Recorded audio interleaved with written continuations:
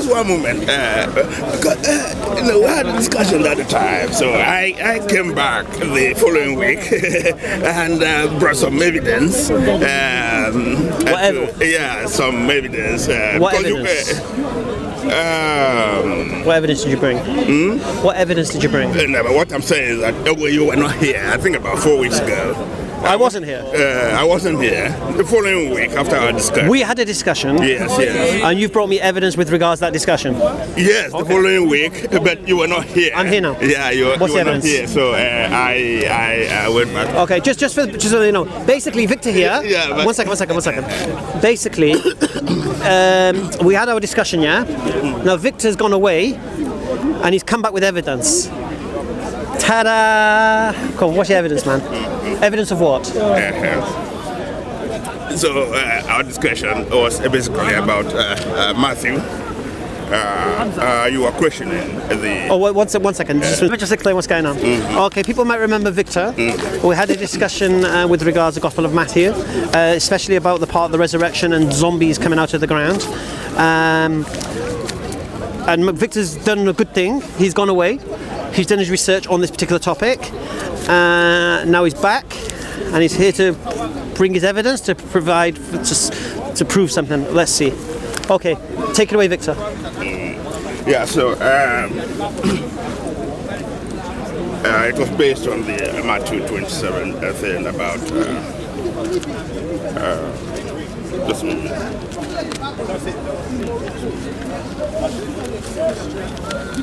So first of all, I want to establish the.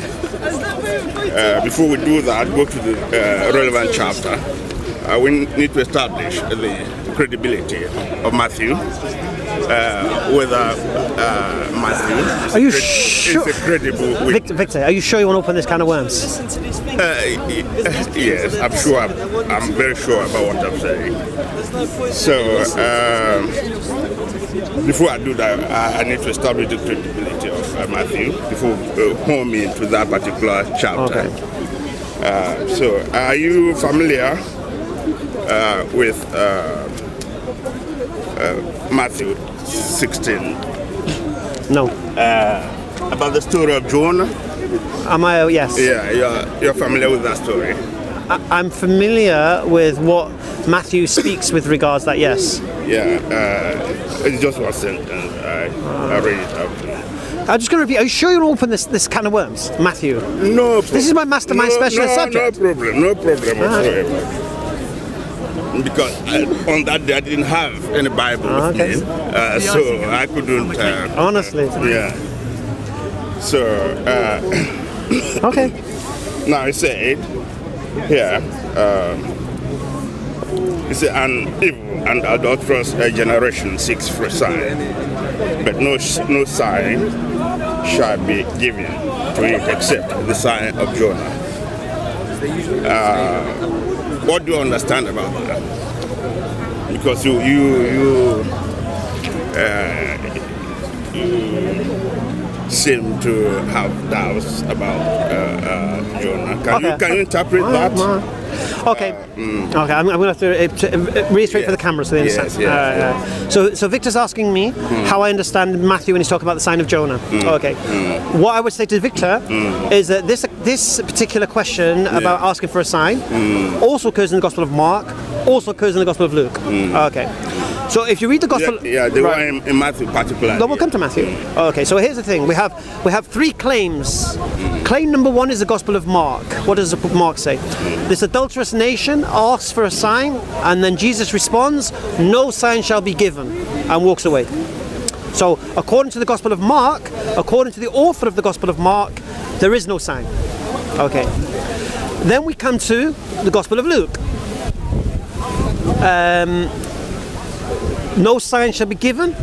So this adulterous nation asked for a sign. No sign shall be given, but the sign of Jonah. Yeah? How do you understand? Yeah. All right, and how do you understand that? What was the sign of Jonah? Why was it mentioned?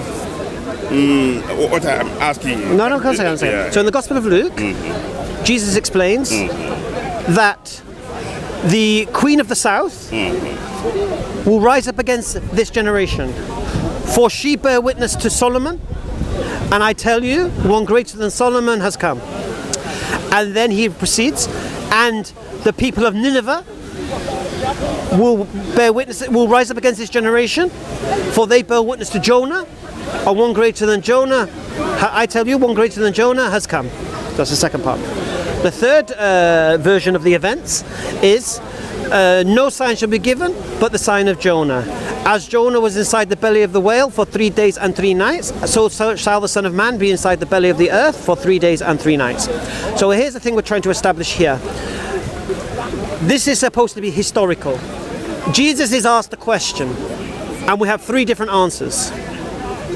The question needs to be asked, which answer is true, and which answer is false. That's the question we need to ask. Matthew is claiming 3 days and 3 nights. Yeah? When we look at the actions of the disciples after his apparent resurrection, they don't behave in a manner that we're awaiting for a 3-day, 3-night resurrection. So according to the actions of the disciples, they didn't have a clue what was going on.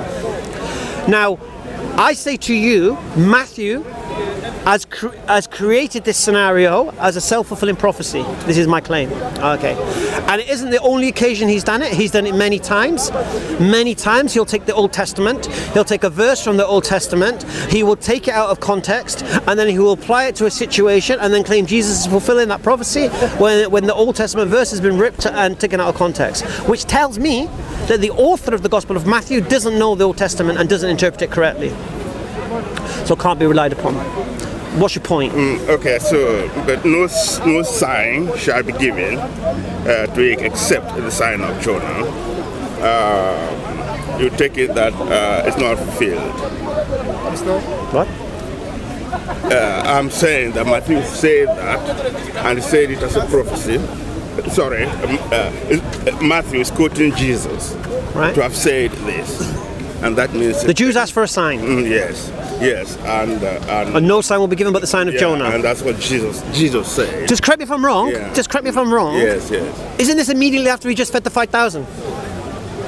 I'm not going there. No, I'm just saying, it just seems strange in historical context that Jesus would feed, feed 5,000 people, and then the Jews would ask him for a sign. That seems a bit weird. Whatever. Do we agree that that's a prophecy? No. It's not a prophecy.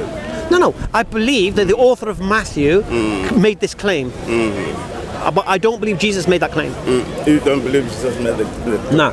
So I don't believe he said it. Yeah, what I'm trying to establish is that I'm trying to say that this thing here that is said here was fulfilled in all its form at the time and now, and we can, both of us can see this prophecy here fulfilled in our time, because I want to establish a common ground, priori.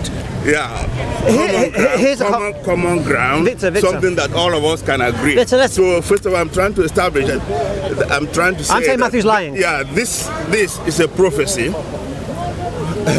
and the prophecy was fulfilled then. How? And it's fulfilled now. How was it fulfilled? Point of disagreement. Exactly. Yeah, it's fulfilled now, and we are going to show it. How is it fulfilled? That this is fulfilled now. How is it fulfilled? Now. Okay, that's your interpretation. Now, no, how was it fulfilled? What I'm saying, yeah, we're going to do that. Are you going? Oh, no. Yeah, we're going to do that.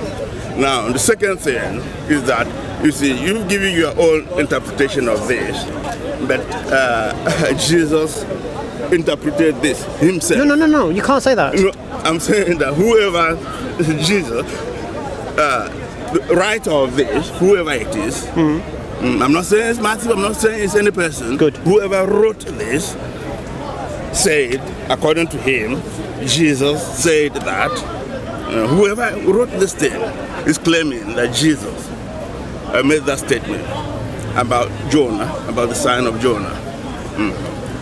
And the same person, so and Jesus interpreted that passage. No, we didn't. No, but here's the problem you got. Yes. Let me explain the problem you've got. This is supposed to be an historical event that happened, yeah? One second. I say historical No. now. Yeah, I'm saying that this is a prophecy. No. Yeah. I'm saying to you, the sign. Victor. Yeah. The conversation you're saying took place between Jesus when he was asked, "This adulterous nation asked for a sign." Yeah. Okay. Yes. Mark disagrees with Matthew. No. Listen. No. We're not talking about Mark. Victor, understand something. Understand something. My purpose First thing is to establish about Matthew. First thing we have to establish. Whether Matthew. No. And this is how we're doing it. No, we want to establish the credibility. Yeah, Victor. Of Matthew. Victor. This is how we're doing it. Okay. What we're doing is this, you see. Okay. We have 3 different answers Jesus gives. But I'm saying that Jesus I understand what you're saying. interpreted this passage. No. Here. No. Fully here. No. Here. Matthew claims that. Matthew claims that. Luke claims something else. Mark claims something else. So what is the interpretation, according to Matthew, here, of that passage?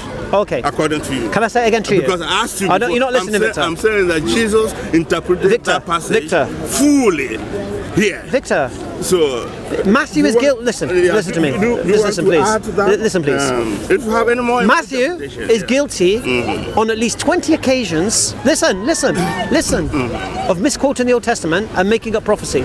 On at least 20 occasions. So here's listen. Whether this is true or not. No. Here's the thing, you see. First thing we have to see is this guy is credible. How would we know if he's credible? Does he tell the truth? Does he lie? Does he know what he's talking about? Does he